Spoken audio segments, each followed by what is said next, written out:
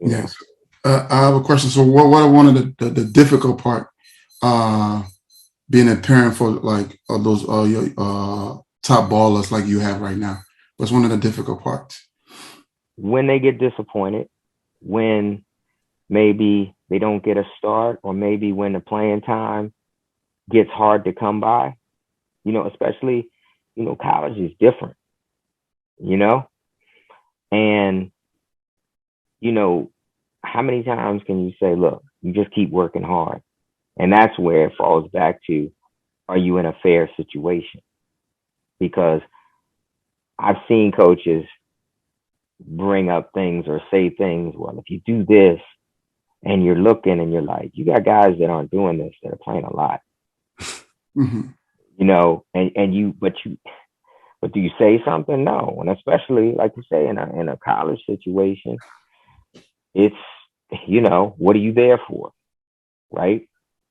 And ultimately, so, you just, but when your kids are disappointed or hurt behind something, and you just like, and there's nothing you can do.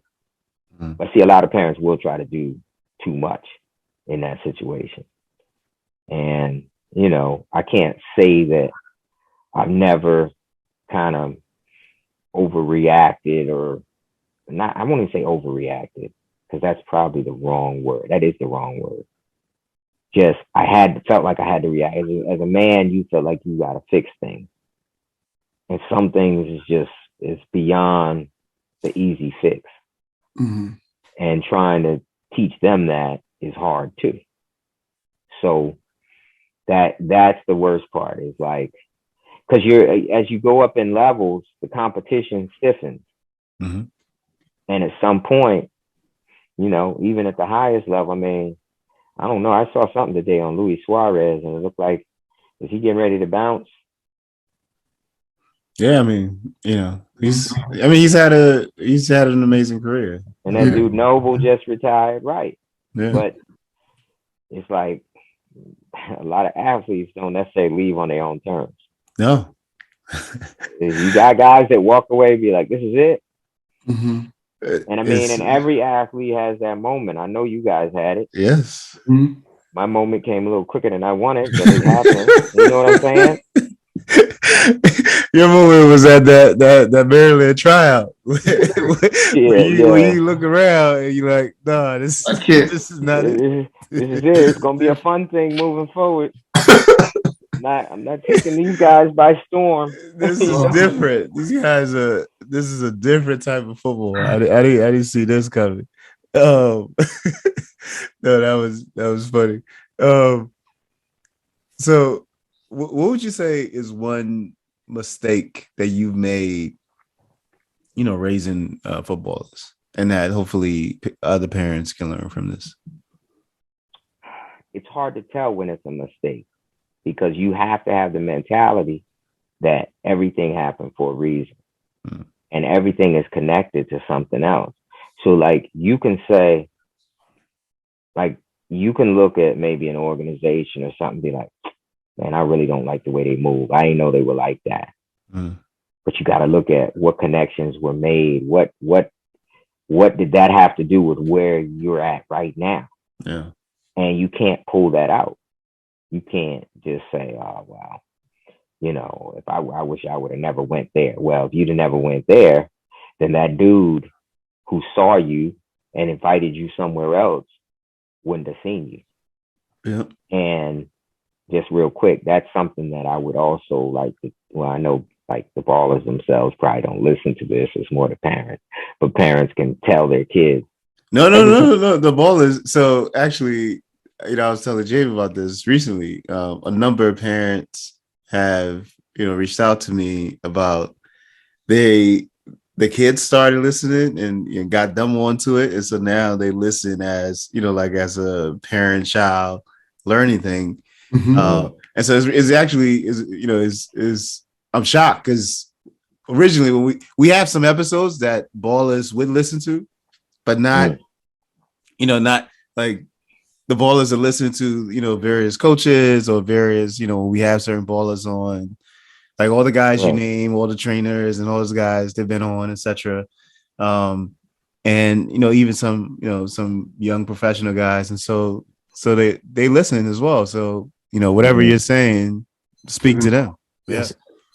Yeah. Well, I would just say, please recognize, especially in this day and age, the scouting networks are humongous. Europe is all up in here. The agents, the scouts, colleges, MLS clubs, USL clubs, everything. Every time you play to your best. Play to win. If you're playing pickup, whatever.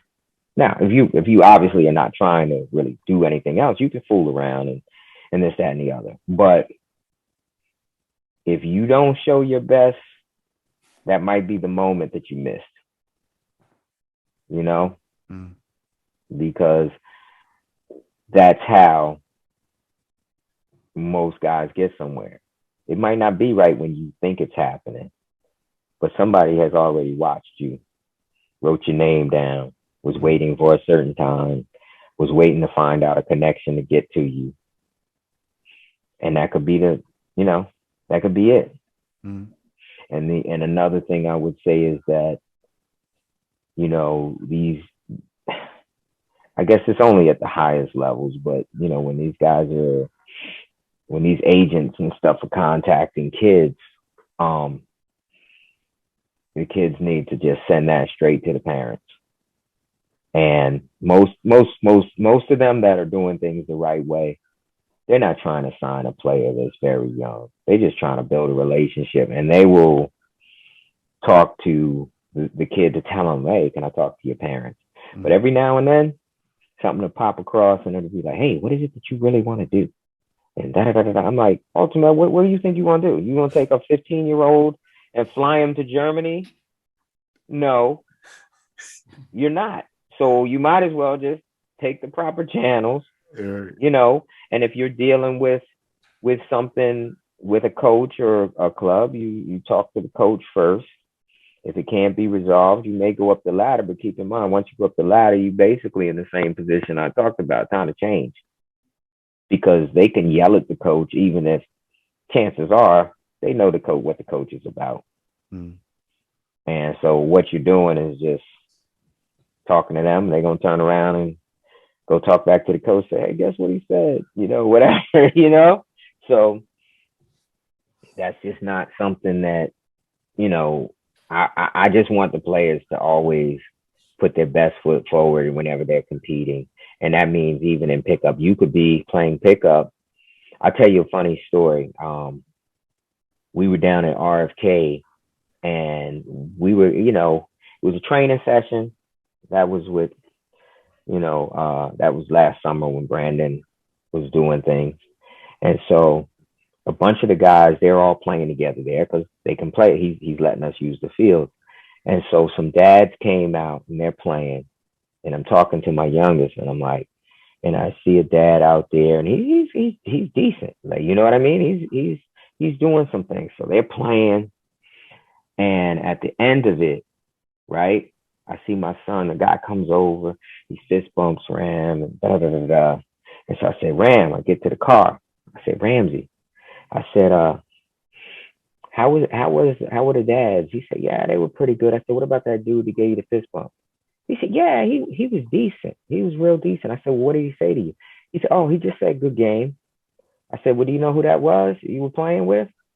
It's like, no. I said, that was Ben Olsen. And he was like, oh, you didn't even tell me. I'm like, shame he didn't know who it was.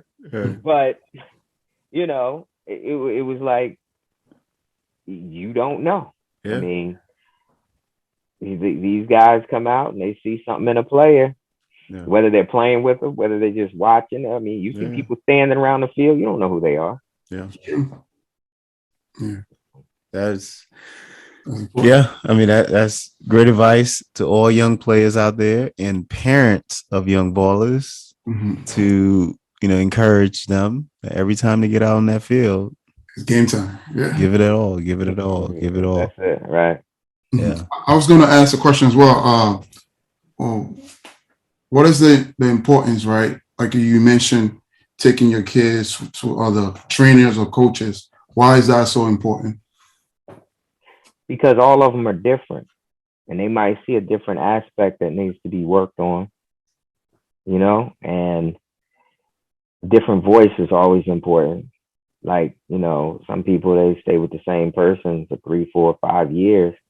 Not saying it's bad, but sometimes someone may speak to the person a little bit differently.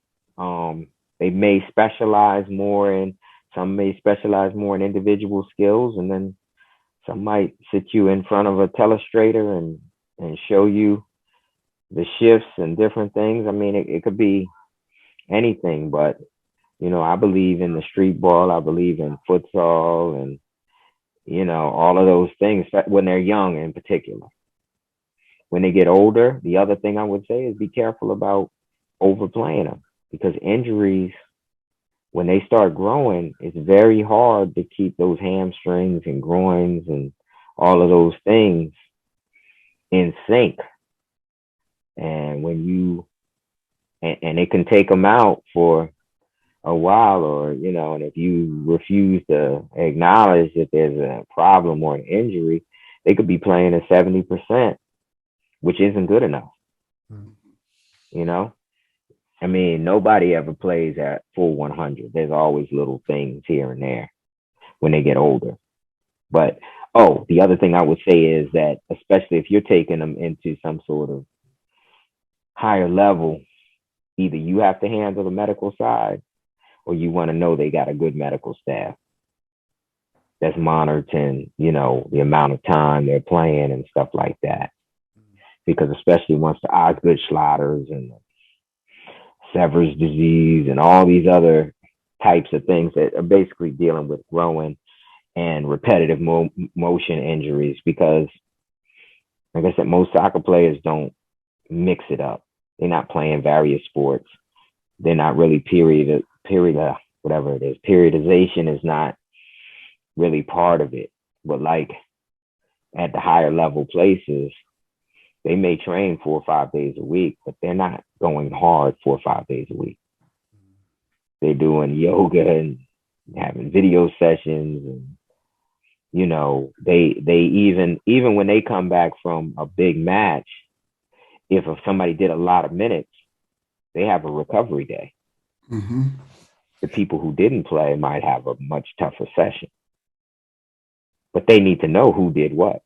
Yeah. Mm-hmm. And there's usually somebody who's in charge of just looking at that. I mean, now they even down to being able to GPS, the distances and things like that. Yeah, yeah. Top speeds and number of sprints, everything is in there. I mean, and I know some people are like, look, that's too much. Mm-hmm. I don't know. Yeah. I mean, I'm not a back in my day, we whatever guy. So it's whatever, but Yeah. I know for me and for mine, knowing when they need to rest or knowing when to get some medical attention has, really changed the way it's worked out. That's a good.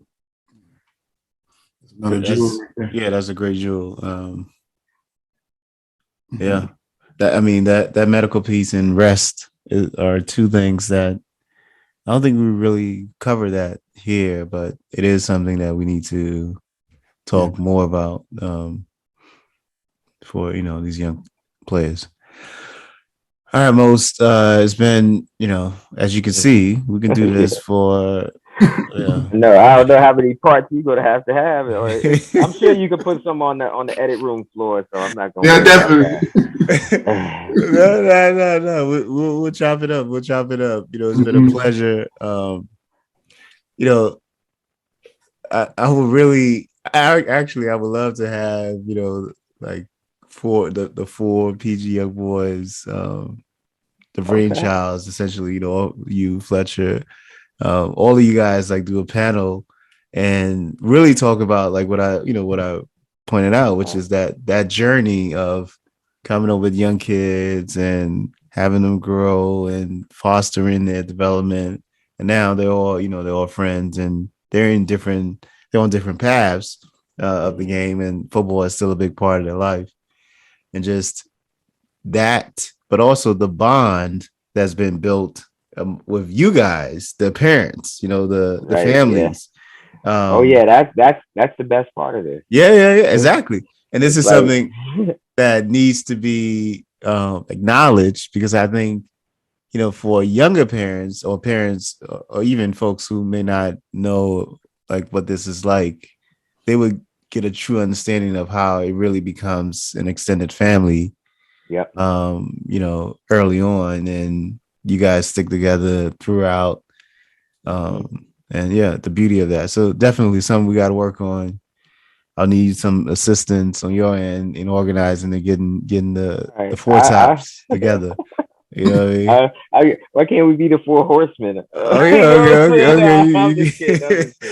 I'm just kidding. I don't think Keith would love being a horseman. So No. And I will say this, that I did do a podcast with my little group. I call the Footy Brothers. They're a different group, Okay. right?